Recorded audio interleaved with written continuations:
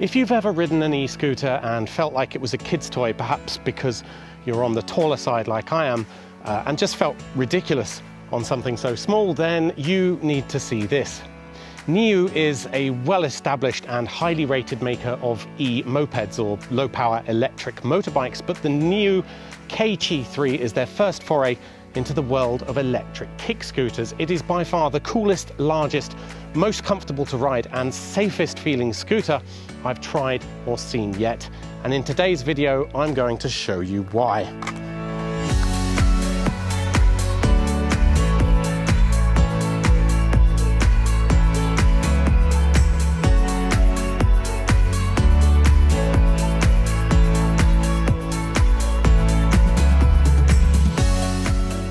Before we go any further, there are two versions of the Niu KQi3 that are going to be released, the Pro and the Sport version.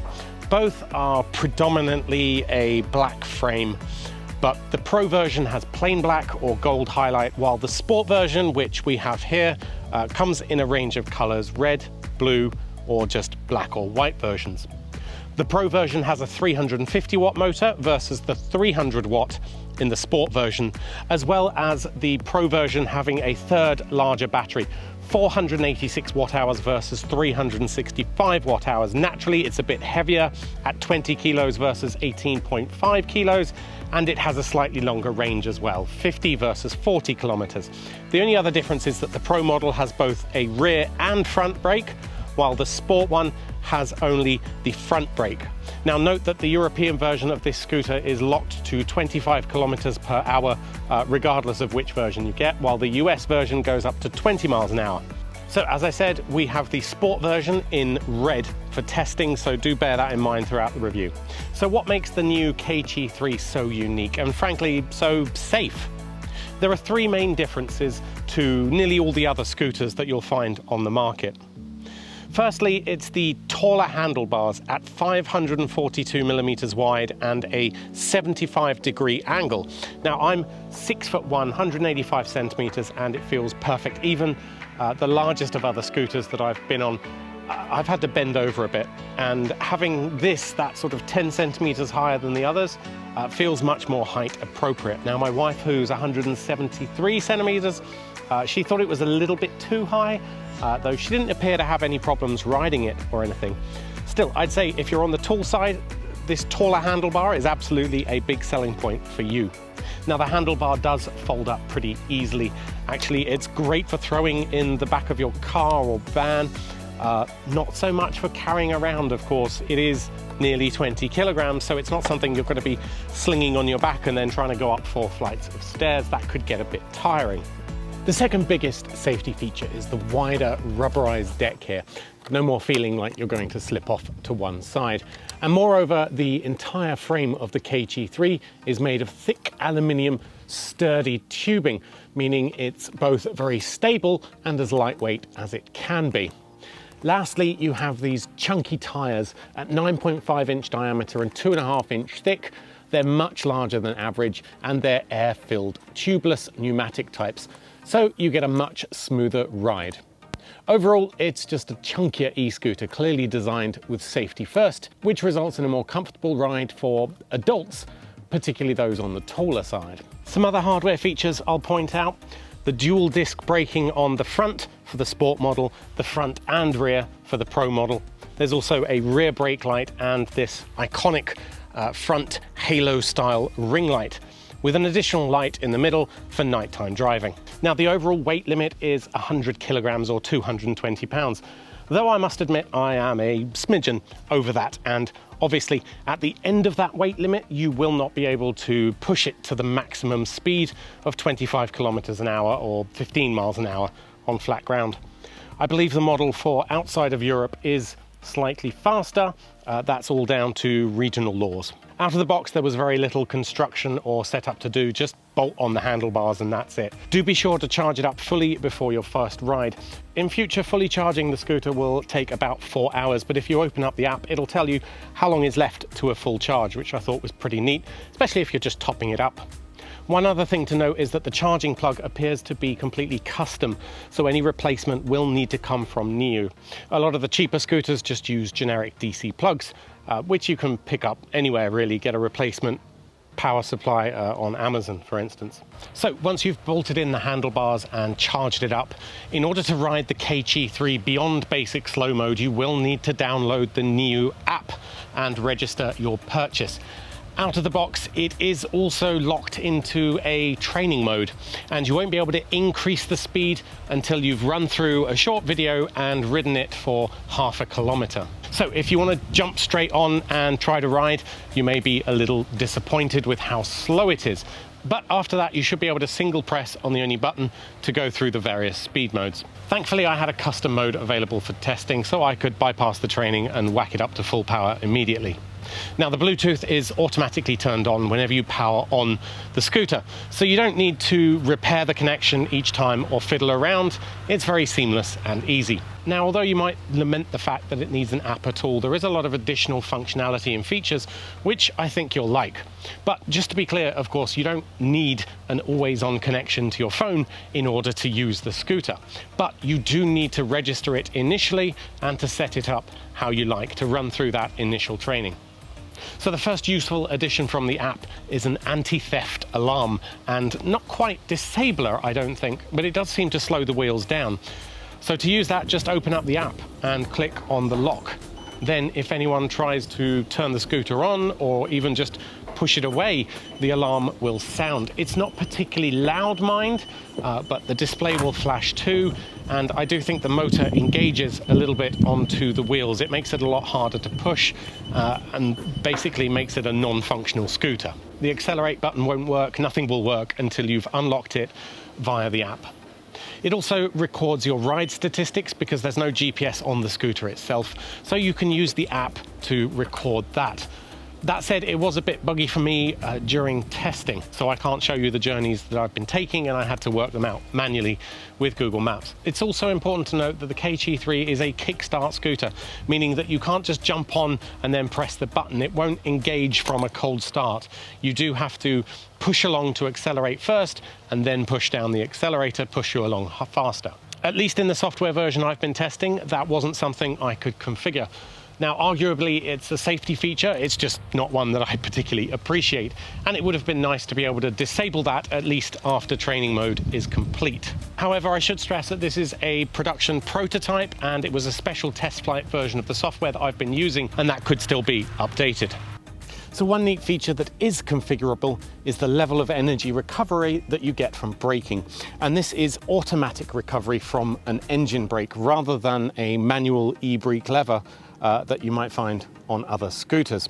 So as a quick explainer, anytime you physically press onto a disc brake, whether that's an e-scooter or a plug-in hybrid car or a bike, whatever, you're actually wasting power. The energy you put into building up that momentum is just going to be lost to heat and other energy.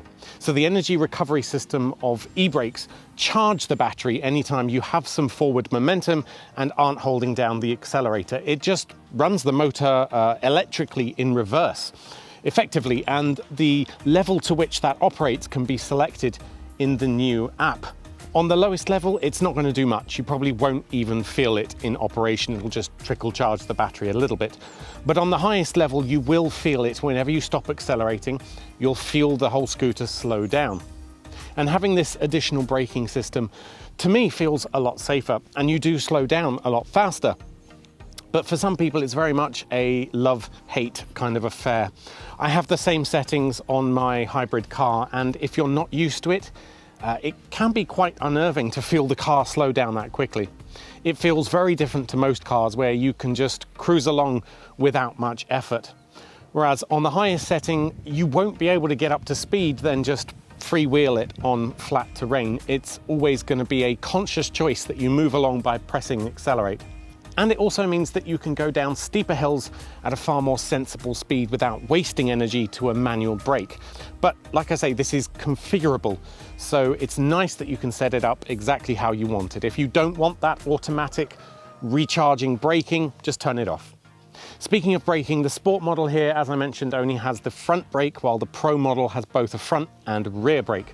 Now, these are dual disc brakes, and they're really quite good in all conditions that I've tested. Now, I know what you're thinking, front only brake A? Doesn't that mean I'll go hurtling over the front handlebars if I brake suddenly? And I can honestly say that at no point did I feel like that was going to happen.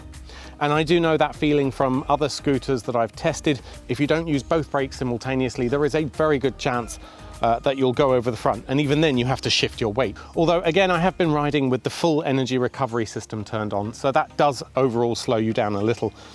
If you're going to push these scooters to the highest possible speeds, go downhill with no brake recovery, then firstly, please wear a helmet. Do consider other road users, but also you will probably want to look at the Pro version of this instead, so that you have both that front and rear physical disc brakes.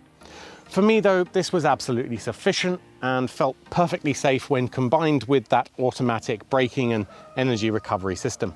As expected, actually riding the Niu KQi3 kick scooter around town is a ridiculously fun and safe experience, with super smooth turning, reliable braking, and really just a joy to ride. To be honest, I'm not the kind of person who would generally jump on an e-scooter and ride around town for fun just because, you know, I want to go from A to B for a reason. This is a tool for me. But actually, the KQi3 is so much fun that I found myself just wanting to pop out for a ride, because why not? It has clearly been designed with taller Western adults in mind, safety first, and that's not to say shorter folk can't use it too, but most e-scooters do tend to feel on the small side for adults. It feels like they're all designed for kids. So how about range? I registered a total of roughly 20 kilometers from a full charge. I say roughly because the onboard computer part of the app was a bit buggy for me. About half of my rides weren't actually recorded, and I think it has something to do with the Bluetooth disconnecting. But whatever it is, I did double check that using Google Maps to figure it out.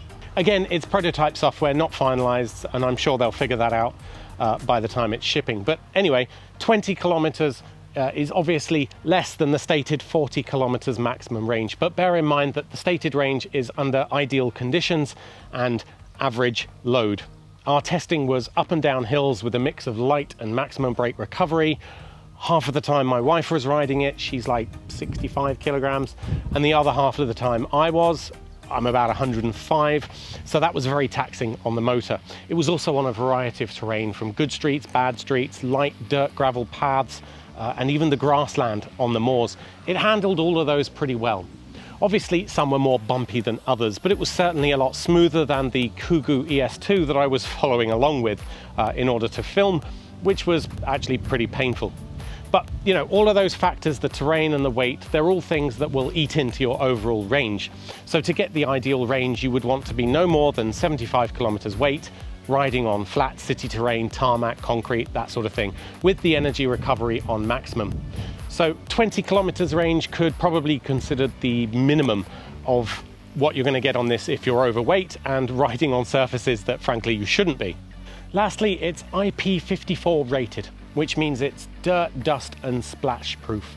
But this is a pretty common rating for e-scooters, and some will handle, say, rain better than others. Heavy rain is out of the question, as are deep puddles, but you should be able to ride in a bit of light rain. You're not going to get electrocuted for sure, but you should avoid any kind of water ingress to the control panel or motors. So never try and submerge the scooter in any kind of puddle. Even if you think it is a shallow puddle, I wouldn't risk it personally. So on to the big question, should you buy or back the KQi3? There's no doubt about it that Niu is the new king of e-scooters for those who really want a relaxing, safe and frankly great looking, tough ride. But while the Niu KQi3 Sport model is amazing, if you live in a hilly area like I do or are on the larger side, like I am, I would strongly recommend bumping up to the slightly more powerful motor and larger battery that you get in the Pro version. Unless you desperately want the sporty red number, that is. Everything else is pretty much identical, but I felt like the Sport version didn't quite have the power to get me up hills without a lot of input from me. And I'm quite a lazy person. Finally, let's talk about price, because clearly something like this is not on the budget end of the market, but nor is it ridiculously expensive, with the Sport version starting at $599 euros, pounds. In terms of raw power, you're not getting something super powerful from this either, compared to competitors. the power of the motor is largely limited by local laws. So even if you could buy a scooter with a 1,000-watt motor in it, it would need to be legally limited to 25 kilometers an hour here anyway, so there would be no point. Anyway, thanks for watching. I hope this review of the Niu KQi3 Sport e-scooter has helped you in some way. If it has, please hit that like button. It really does help. And do consider subscribing to the channel for more reviews, tech tips, tutorials, news, and more from all of us at MUO over at makeuseof.com. Until next time.